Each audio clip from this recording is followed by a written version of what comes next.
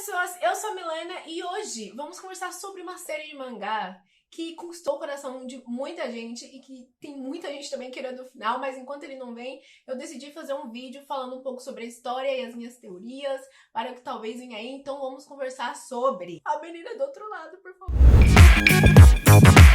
A Menina do Outro Lado é criado e desenvolvido pelo Nagabe, que é bem novinho, ele nem tem 30 anos, e o mangá é publicado aqui no Brasil pela editora Dark Side Books e ganhou animação em 2020. É um curta que eu ainda não vi, mas eu preciso, né? Ele foi lançado com o 8º volume do mangá. Deve ser a coisa mais fofa do mundo. Bom, mas sobre o que é A Menina do Outro Lado. Nesse universo existe o mundo de dentro e o mundo de fora. O pessoal do mundo de dentro são os humanos, né? As pessoas privilegiadas. E os de fora são os forasteiros, né? Eles foram pegos por uma maldição que até o momento é irreversível. E nisso a gente conhece a história da Shiva e do Sensei, os maiores. A Shiva mora com o Sensei, que infelizmente foi vítima dessa maldição, e eles são muito companheiros, mas o Sensei sempre tem que estar correndo atrás da menina, né? Porque ela ainda é humana e é perigoso pra ela sair sozinha. E ela também é uma criança, né? Mas a Shiva tem a esperança de que a sua tia vai voltar e ela acredita nisso porque o Sensei disse que a tia dela voltaria, que tipo tinha deixado ela com ele e ela ia voltar pra buscar a Shiva. Então a própria Shiva decide sair pra procurar a tia e a partir daí coisas serão reveladas. E é só isso que eu posso dizer, meu Deus do céu. Mas vamos falar um pouco então sobre a maldição, né? A origem dessa maldição. A gente não tem uma história completa ainda, né? Tipo, é isso. Mas a primeira coisa é quando o Sensei lê um livro pra Shiva, que a Shiva disse que foi a tia dela que deu pra ela. E ali diz que existiram dois deuses.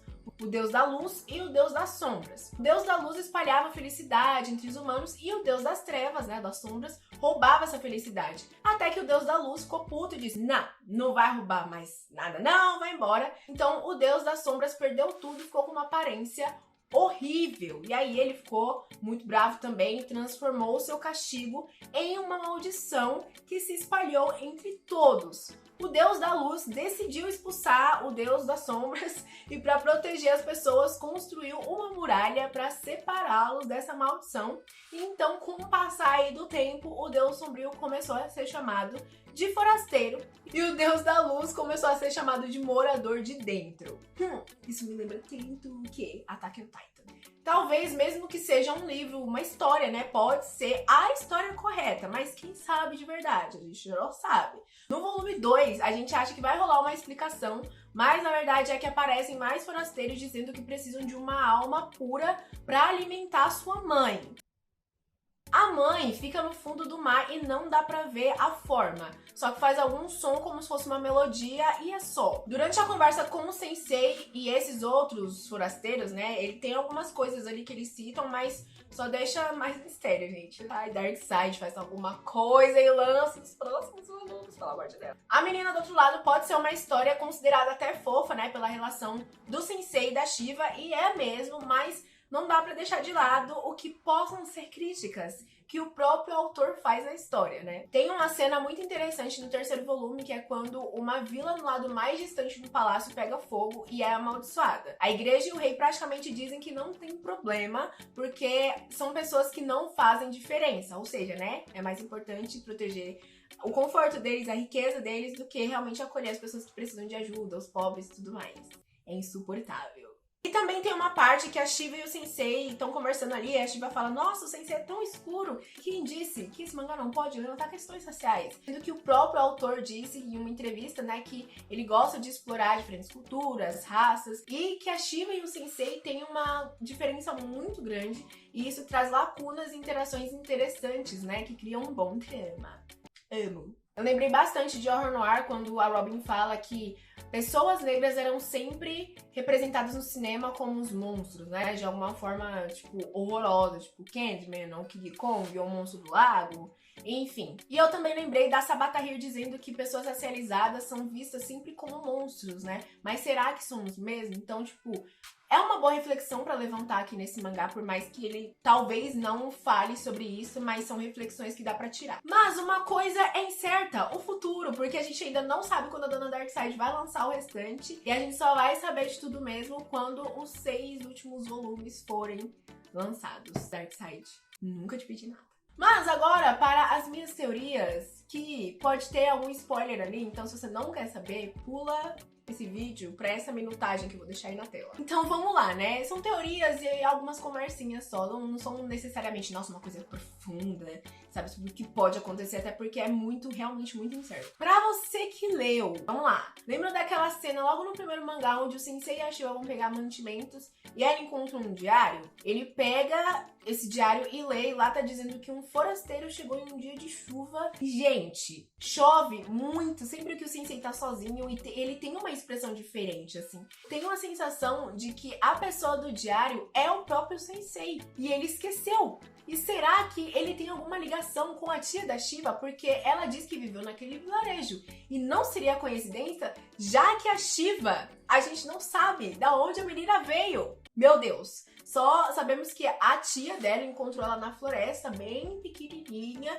E eu acho que eles podem ter alguma ligação, assim, se não tiver uma relação familiar, né? Uma coisa familiar ali no meio. Quem sabe? Nesse mangá pode acontecer tudo, tem cada reviravolta que só Deus. No segundo volume, os forasteiros dizem que a Shiva é a criança sombria e pode ter alguma ligação direta com a maldição, né? Talvez ela tenha uma ligação direta com a maldição, tipo aquelas crianças especiais que não pegam absolutamente nada. E no segundo volume, a gente sabe que a tia dela estava presa porque tava com suspeita de ser amaldiçoada, né? Ela foi pega pelos soldados e, pelo que eu entendi, a tia da Shiva, a tia e a Shiva, né, moraram do lado de fora. Então, como elas não, sabe, elas não pegaram essa maldição? Porque, na verdade, a tia pega a maldição, né? Mas a Shiva não pega. Quem são os pais da Shiva?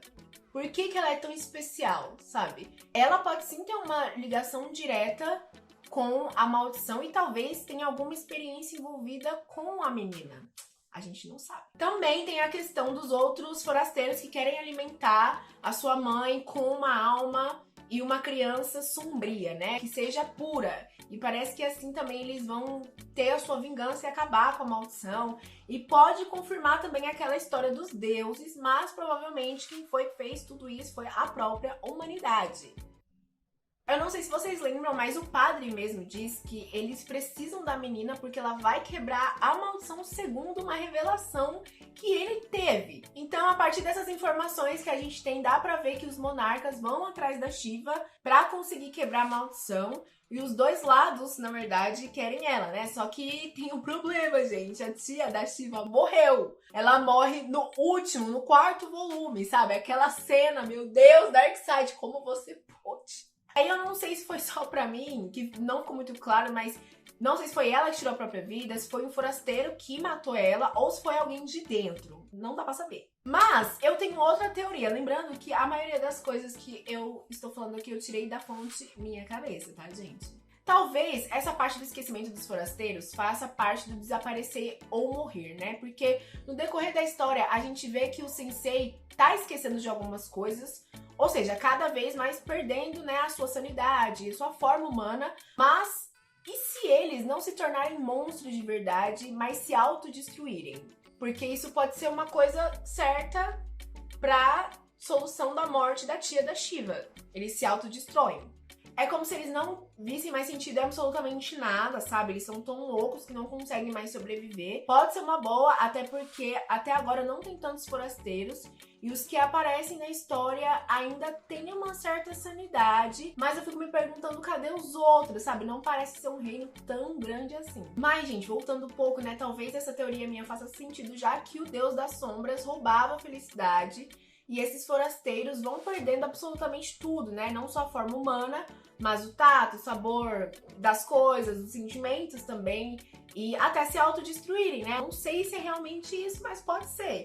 Pode ser uma boa teoria, mas fala que não é.